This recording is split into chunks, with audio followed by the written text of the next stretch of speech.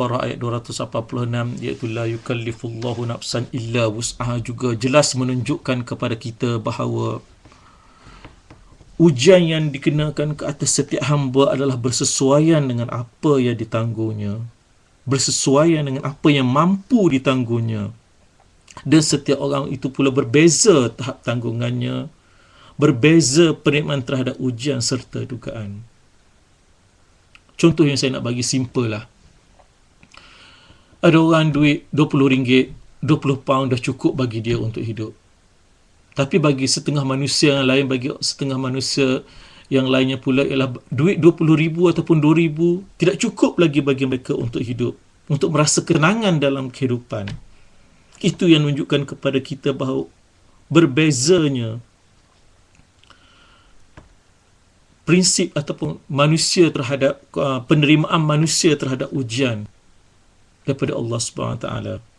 Ada orang dengan RM20 tadi mereka merasa hidup akan tenang, mereka merasa hidup mereka tenang, mereka dapat hidup seharian, dapat melakukan ibadah kepada Allah SWT dengan tenang, mereka dapat melakukan kebaikan sesama manusia, berbuat baik sesama manusia, berlapang dada sesama manusia, berlaku adil sesama manusia dengan penuh ketenangan, dan dapat tidur malam dengan penuh ketenangan. Tapi bagi mereka yang mempunyai duit RM2,000, RM20,000, RM20 juta, mereka tidak merasa ketenangan. Kerana apa? Kerana mereka gagal dalam ujian kehidupan di dunia ini. Oleh itu menunjukkan kepada kita bahawa adilnya Allah SWT tadi.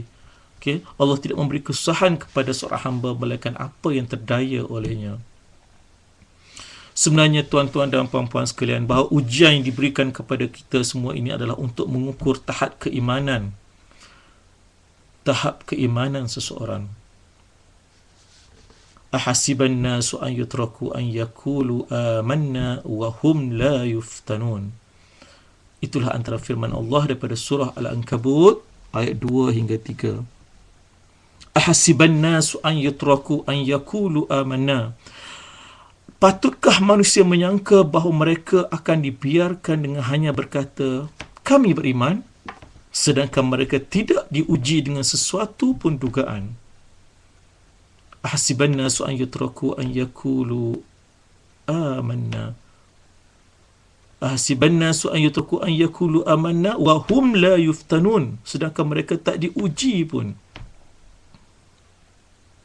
وَلَقَدْ فَتَنَّ الَّذِينَ مِنْ قَبْلِهِمْ فَلَيَعْلَمَنَّ اللَّهُ الَّذِينَ صَدَقُوا وَلَيَعْلَمَنَّ الْكَاذِبِينَ. Sesungguhnya kami telah menguji orang-orang yang terdahulu sebelum kamu, maka dengan ujian demikian nyata apa yang diketahui oleh Allah tentang orang-orang yang benar beriman, dan nyata pula yang diketahuinya daripada orang-orang yang berdusta. Maksudnya di sini tuan-tuan dan puan-puan, firman Allah daripada surah Al-Ankabut ayat 2 hingga 3 ini menyatakan kepada kita bahawa ujian yang diberikan kepada manusia, ujian yang diberikan kepada kita semua adalah untuk mengukur keimanan kita semua, untuk mengukur keimanan kita, untuk mengukur keimanan hamba-hambanya, yang manakah di antara hamba-hambanya yang benar-benar beriman dan manakah hamba-hamba yang benar yang berdusta, yang munafik di hadapan Allah Subhanahu Wa Taala. Justru itu, muslimin dan muslimat sekalian, marilah kita melihat balik, memeriksa balik diri kita. Adakah selama kehidupan kita 20 tahun, 25 tahun, 39 tahun, 40 tahun kehidupan kita di muka bumi ini, kita berjaya menghadapi ujian yang Allah berikan kepada kita, sama ada ujian kesenangan, ujian kesusahan.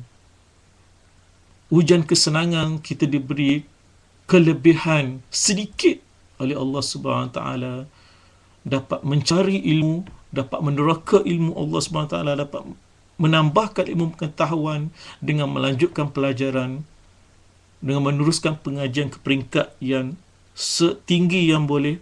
Adakah kita menjadi hamba Allah yang riak, ataupun adakah dengan nikmat yang Allah bagi tadi kita menjadi hamba Allah yang makin lama makin tunduk dan taat kepada Allah Subhanahu Wa Taala? So daripada sini kita dapat lihat ada dua jalan. Dengan nikmat yang Allah berikan kepada kita tadi, sama ada kita menjadi hamba Allah yang taat ataupun kita menjadi hamba Allah yang makin lama makin riak, makin lama makin sombong. Ya, aku doktor, maka kita akan menjadi riak. Adakah dengan itu selamat kita belajar? So, semoga apa yang kita kecapi, apa yang kita nikmati, apa yang Allah berikan kepada kita semua ini ialah kita sedar bahawa ini adalah untuk mengukur keimanan kita kepada Allah SWT. Kita diberi kepandaian, kita diberi kelebihan berbanding dengan sahabat-sahabat kita yang lain. Semuanya ini adalah untuk menguji keimanan kita kepada Allah SWT.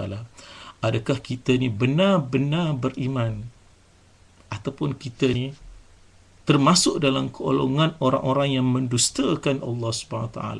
Kerana kalau kita lihat dewasa ini, saat ini ramai manusia yang melakukan masalah ketidakadilan, ramai manusia yang melakukan masalah kemaksiatan, ramai manusia yang melakukan masalah kefasadan adalah daripada mereka-mereka yang mempunyai ilmu yang hebat, ilmu yang tinggi, yang mencapai taraf ilmu keduniaan yang hebat. Maka semoga kita tidak tergolong dalam golongan yang dimaksudkan tadi. Dan semoga dengan ilmu yang kita dapat, ilmu yang kita capai, nikmat yang kita ada, nikmat diberi kesihatan kepada kita, dapat kita berbakti kepada agama Allah SWT. Dapat membentuk diri kita, dapat membentuk keluarga kita, isteri dan anak-anak kita untuk menjadi keluarga Muslim, Baitul Muslimah yang sebenarnya. Itulah yang sebenarnya tujuan ujian, kesenangan dan kesusahan yang diberikan kepada kita. Seperti mana yang saya nyatakan tadi berdasarkan suratul Anbiya. Wa nabluukum bisyarri wal khairi. Sesungguhnya kami akan menguji kamu wahai umat manusia dengan syarri, dengan kesusahan dan kesenangan, dengan kesusahan dan kesenangan. Fitnah sebagai dugaan. Dan ingatlah wa ilaina turja'un, dan kepada kamilah kamu akan dikembalikan. Itulah yang sebenarnya yang nak nyatakan di sini, bahawa ujian adalah untuk mengukur keimanan kita kepada Allah SWT. Dan seterusnya, muslimin muslimat sekalian, kalau kita perhatikan apa dia ganjaran bagi orang yang diuji oleh Allah SWT, orang yang berjaya dalam ujian.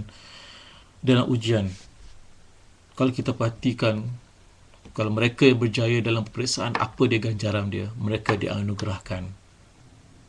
Bagi yang mengambil peringkat degree, mereka dianugerahkan sijil, dianugerahkan ijazah sarjana muda. Bagi yang mengambil pengajian peringkat masters, mereka dianugerahkan sarjana, peringkat sarjana, anugerah sarjana, ijazah sarjana. Dan bagi mereka yang mengambil pengajian peringkat doktor falsafah, mereka dianugerahkan ijazah kedoktoran yang diberi gelar oleh masyarakat dengan nama doktor falsafah. Itu ganjaran yang berbentuk keduniaan. Tapi sebenarnya, tuan-tuan dan puan-puan, apakah ganjaran bagi mereka yang berjaya diuji oleh Allah SWT? Rasulullah sallallahu alaihi wasallam menyifatkan bahawa ujian yang diberikan kepada kaum manusia adalah sebagai tanda kecintaan Allah kepada mereka. Itu sebenarnya, tuan-tuan dan puan-puan. Bukannya ganjaran ijazah sarjana muda, bukannya ganjaran ijazah sarjana ataupun ganjaran ijazah doktor falsafah, tapi ijazah sebagai tanda kecintaan Allah kepada mereka. Allah cinta kepada mereka dan Allah beri ujian kepada kita, dan kita berjaya membuktikan Allah cinta dan sayang kepada kita. Dan semakin besar dugaan yang diberikan oleh Allah kepada manusia, menandakan besar jugalah pahala yang mereka perolehi.